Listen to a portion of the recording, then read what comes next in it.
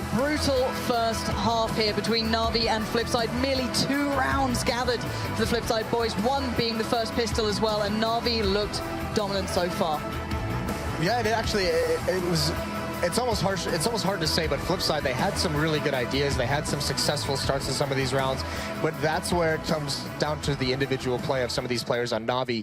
It's just that the skill on this team is just unmatched on Flipside. We saw Seized have that 1-on-3, and once that happens to you as a team, that's just crushing, because that actually happened, you know, just about halfway through the first half. It happened pretty early on, so you could see Flipside is just like, well, we can't get anything to go right at the end. And it's a great point for Na'Vi as well to be meeting, not necessarily critics, but even their own thoughts, how they come into this, knowing that we're not in the best position. We could have maybe done more if we were in a better, I guess, place here. Unfortunate timing for a player to be ill of Flamey's caliber, but again, we've seen others pick up and take on that mantle. That could be an issue down the line, but for now, this is Na'Vi proving a point. This is a very strong showing. Well, it's sick strategically from Na'Vi, the setups that they used, the different kind of looks that they gave Flipside had to make them feel very uncomfortable. But, you know, I mentioned this right before the match started. This Na'Vi team is not one where there's just one shining star anymore. You look at how the kill spread is. Statistically speaking, all 5 Na'Vi members are within 3 kills of each other. The top is at 16 with Seized, and the bottom is Zeus with 13. So there's no one lagging behind, and everyone's putting in just their 1 to 2 kills. Everyone's playing their role. Everyone's doing their job, and that's when these teams start to become very, very scary. Yeah, that might be the Na'Vi beast that people were scared of possibly coming to this event, but it is the first game of the groups for them here, so a long road ahead of them. And it looks like we already see a plan building into this. We've got the Molly with Seized coming out there. Guardian going on the utility too. Curious if this will be that B hit, of course, with the Molly to be placed on the B side. But there is a smoke in Shara's hand. So again, this could be countered to a degree. And let's see if Flipside have read into this. Is this another play they've read from Na'Vi? Because you know you're going to face these guys on train. This is a very predicted pick, I guess, of map. So let's see if the work's paid off for Flipside, as they need the start here. No two ways about it. The big thing is Seized will not make the entrance into the B bomb site with him. He has a Molotov. He will stay in these box halls. That is for the plant to bounce off the doorway. If it does come down to that kind of situation, he is the insurance policy to make sure they cannot defuse it. Likewise, Shara with his smoke, that's the one that's got to be saved for the bomb train if the bomb does get planted here. He's got a job to do first, though. Long range, this is where you want that pistol, that ranged pistol to do the work, but he's flashed off. And look at Na'Vi. They're going straight in for the fights here, trying to bring those Glocks to a range that they can actually work in, but Shara welded and Waylander all over on the side. Edward hit the shot. No, he misses it. Waylander's there, catching out too. And so far, Flipside are holding this one just in check. But there we go. Flamey and Guardian now the last 2. They have no step towards the site. Guardian, however, still at least does have the bomb, so maybe could find a piece of work to build here. It's not all over, but with merely 25 seconds and Waylander starting to warm up, it's looking good, but Guardian's going to claim him. But it is a 4-man clean-ish round, I guess, for Flipside. And for them, it's do or die here at this point. You can't afford any round losses. Na'Vi was hoping the attention of Flipside would be drawn towards that lower ramp. And it just didn't happen that way. So they pushed up the upper and they got one picked off and they kept trying to be aggressive, but by then the rotation was in. The bomb didn't even commit to the site because they just got beat up so badly there was no point for the bomb to try and go in. So both pistol rounds won by Flipside, which is odd to say because it's not too often in this situation you win both pistols and you're down 10 rounds. You only have 3 total in this match. The Deagles can be deadly. 5 of them as well. Oh, all right. There's the first tag. All right, Blade down to 70. And you can see the kind of idea that Ever has. He takes the shot. He's not even going for the kill. He just wants the tag, because when you have these 5 Deagles and each one just gets a tag, they can be dangerous in that sense as well. You don't have to commit to try and fight for the kill.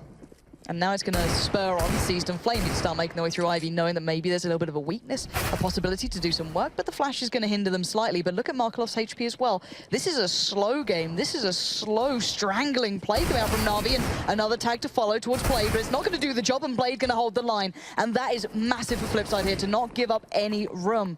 But Guardian and Edward still going to be desperate for opportunities. And now it's very unlikely they can actually win this round for Na'Vi, but the idea is Markelov and Blade are very, very low. See if you can get 1, maybe 2 more kills. And there it is, Guardian, that's sick. Now it opens it back up. Yeah, now it opens things back up.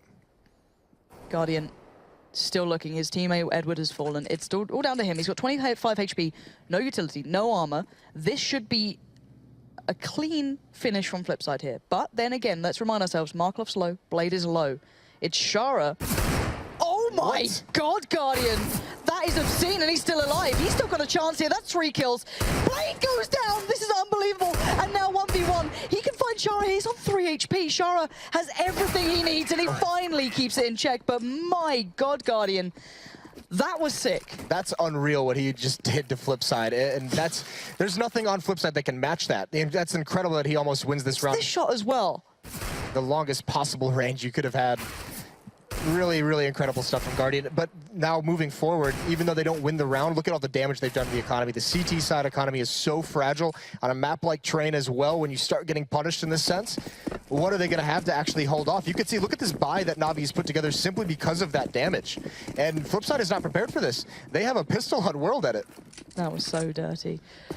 Wow, okay, that's a little worrying. Of course, World Edit will be maybe wanting to look at getting the AWP at some point during this game, but it seems round by round is all they can look at this point. If someone like Guardian's already going off, you can only imagine what's going to happen down the line here, but there is still rounds to go.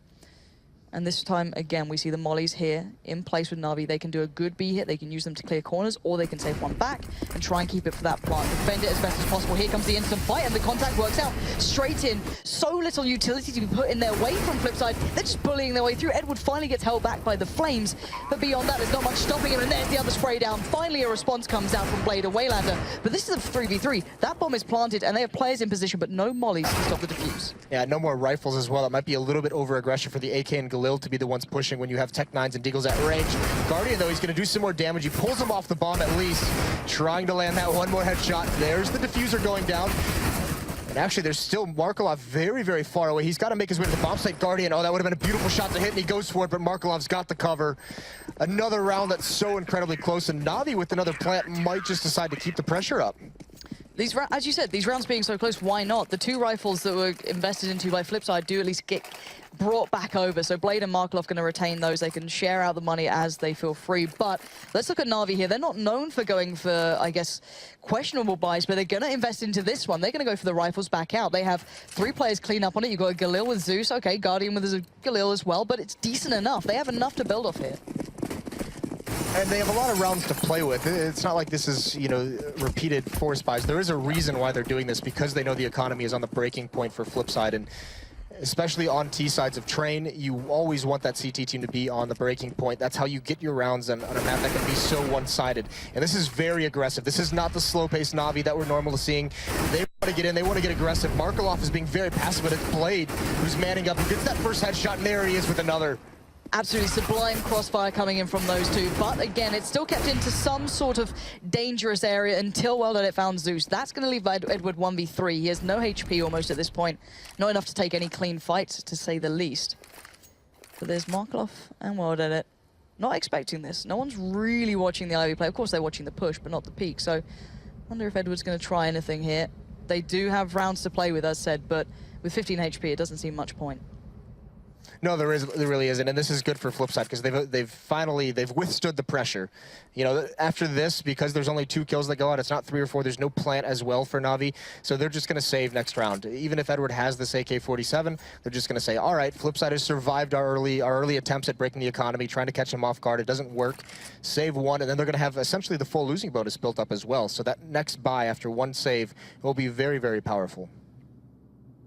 You can see that Flipside are so cautious to even go hunting for this. They really can't be affording to lose any guns at this point. They need to keep this in check. They need to build their own money up as well. Yeah, they have to drop a gun over to Waylander. He's only got $150, so they need to give him one. And it's also, I mean, you could just kind of see Flipside's being, just individually, some of these guys are being very passive. Markelov was so afraid to peek that corner until Blade made the initial contact. Then he comes in. So he did patiently wait for the crossfire to get set up. But usually at that corner, you are the one to make first contact, and he just kind of fell away. So scoreline-wise, Flipside maybe showing signs of life here, but this is so early into the game, and Na'Vi have so much room to play with throughout these rounds. They can go for possibly risky investments down the line if needed. But let's see what they go for here. Again, they do have the rifle still with Edward, but everything else is possibly pushing it a little bit far. But we saw what can happen with just one Deagle. Well, they haven't even gotten to the final boss yet. Guardian hasn't even picked up an AWP in this half. And that's when things are really going to start getting dangerous, when he's going to have time to sit in T-mid or sit over towards Ivy, use that op to try and get someone out of position to try and find that opening kill. And look at this inner rush. Only one member here. Shara. Yeah, but he senses it. He already falls away. That's a nice nade on a Guardian. That stops the pressure as well. And it has stopped it. It has completely and utterly halted that train in its tracks. That cannot go any further now, and that's a brilliant bit of play from Shara, considering, excuse me, he does get overlooked sometimes when you discuss this Flipside tactics lineup. That was a good moment for him, even though he gets no kills off the back of it. Just to deny any initial start here for Na'Vi is going to send them back. But these guys, known for their build-ups on this map, they can go back to that slow pace. They can fall back to any style they want. But those pistols are going to find it hard to maybe find their place in these rounds. Very interested, because this is almost looks like it's playing out to be a fake. And it actually, they're lining up for a smoke execute towards that outer train yard. The bomb is on C's, and he hasn't moved from box halts towards B. So that's eventually where they want to just pull one member of Flipside away towards that outer train yard, maybe both. It's usually doubtful until the bomb is spotted, but they just want to have that window of opportunity to get the plant. And actually, with Edward throwing that smoke, it could just end up being some kind of a double fake, but no one's committed. They're using their players as the fake. Yep. They had no utility. They have to put the players out there. This is literally throwing them to the wolves. Seized is waiting back. Edward's the one with the firepower, so he's going to be waiting out, taking his time on this one. The kills are going to come in regardless. This is pretty comfortable and good stuff from Blade, individually having a good moment there. But Seized looking for the plant now. If he can find this, that would be brilliant for him and the Na'Vi side. But Shara's moving it. They do get the plant. So I guess at the end of the day, that's probably all you can hope for, unless Edward had a massive impact or something very strange happened there. So still getting something out of that round, even though they didn't get a singular kill. Yeah, that worked out perfectly for Na'Vi. That's the best they could have hoped for, basically. And now we have the op on Guardian. With that plant as well, that's huge for Edward, because he did save the AK-47, so he didn't make any money off that round. So he actually, with that $800, that extra bonus that he gets, he can now afford a much stronger buy. And we've actually got a timeout for Na'Vi now. I don't know. It looks like they've got a monitor issue, possibly. Yeah, there we go. Okay, referees are coming out. I was like, you're 13-7 up. I don't know if it's really warranting. Might not be time for the tactical pause. Not yet. But we can start diving into the kind of impact that we've been seeing from Guardian, at least on his CT side, and how that may, I guess, echo into the T side that he's now been able to pick up, because Welded didn't really have much of a chance to get going either. So not really having much of an AWP-to-AWP battle. Once those double AWPs came out for Na'Vi on the first half, there was so little resistance coming out from Flipside. So this could be the first couple of interesting battles here. But this is the danger for World. I mean, even just for Flipside in general, they were so suffocated in that first half. No one really had any chance to get going. They didn't really have anyone who you could say started feeling the game a little bit better, was reading it very nice, was having a big impact. So, I mean, Blade, surprisingly, is the one for this team, which I said, something's going wrong, but he's having a massive performance. He's at 22 and 16. It is someone like World Edit who needs to have that impact with the AWP, who's got to get going, but yep. No chance in that first half. And can he actually bounce back in the second half with how that first half went? It's a big question. And the thing with Blade, in my eyes, is sometimes his stats look deceiving to a degree, because he shouldn't be the one at the very forefront. But let's take Mirage, for example. CT side, he'll be sat on that A site. And to be fair, he has a fantastic read into the game individually. He can play it extremely well. So sometimes you'll see him actually picking up a lot of kills there, but it's always supported by either Waylander coming through or maybe a World Edit coming in. There always should be someone else very much at the forefront. But for him on the T side, to be the one having such of an impact, that, as you said, is very much a questionable point. So hopefully for Flipside, there are other players there that can start finding a little more than what they've had previously, because that's just not enough. This first round is going to be the big test. With World Edit and Guardian, they're going to have that duel with the two AWPs, so we'll have to see which one.